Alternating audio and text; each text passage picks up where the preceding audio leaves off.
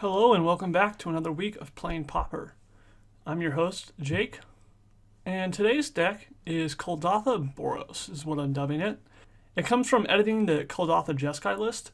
Basically, you remove the Mulldrifter to make room for Thraben Inspector. And then there's a couple more changes after that. You cut some Oblivion Ring and some amount of Journey to Nowhere for 3 Angelic Purge. So we're trying to be a little bit more Shadows over Innistrad focused, see what we can do with these new cards. So let's look at the pieces of this deck. So here we have our creatures. The new Thraben Inspector is 1 mana 1/2. When it enters the battlefield, you investigate. The coolest part about the Inspector is that it allows you to play turn 2 Core Skyfisher without having to pick up one of your lands. Before that wasn't really possible unless you played a 1-drop, and the original version of the deck doesn't really play any 1-drops. So you play Thraben on turn 1, you make a clue, you attack for 1 on turn 2, you play Skyfisher and you pick up the Inspector, and then it's all set to make a second clue whenever you cast it again. Both Glinthawk and Core Skyfisher can pick up some artifacts that cantrip that we're going to look at in a second, and Kuldotha Rebirth is good for making use of those artifacts. So we have 4 Ichor Wellspring and 4 Prophetic Prism, which both draw a card when they enter the battlefield, which means they're great to pick up and replay with the 2 flyers. Additionally, Ichor Wellspring draws a card when it is put into a graveyard from the battlefield, which makes it great to sacrifice to Kuldotha Rebirth. Because of the emphasis on creatures going up to 4 Kuldotha Rebirth and having 4 Thraben Inspector as well, which are kind of smaller creatures, 2 Bone Splitter are included to kind of beef up those creatures so that a single 2/2 on the opposing side doesn't shut down our attacks. It also speeds up our clock in the air a little bit if we put this on one of our flyers. Here we have our removal. We have the 4 Lightning Bolt and 4 Galvanic Blast, which are standard for the deck. And we have 3 Angelic Purge and an Oblivion Ring.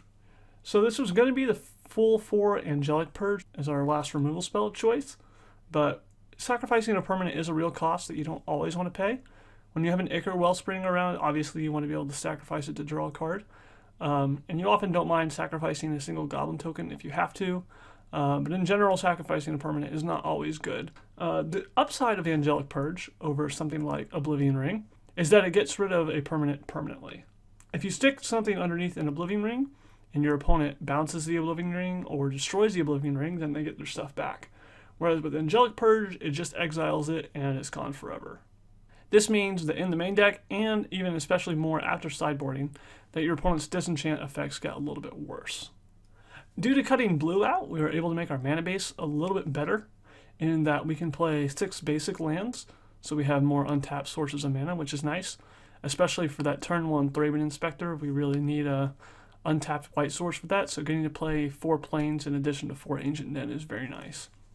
Here we have our regular tap lands, we have the Gain Life Duel and the Cyclers, and finally we have our sideboard.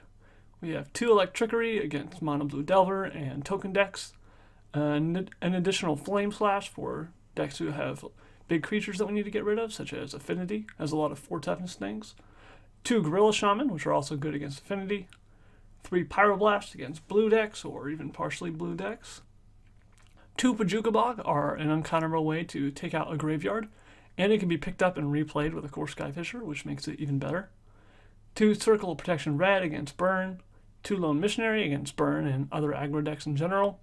Also nice that it can be picked up and reused with Core Skyfisher. And finally, a Core Sanctifier for a disenchant effect that's reusable when you pick it up.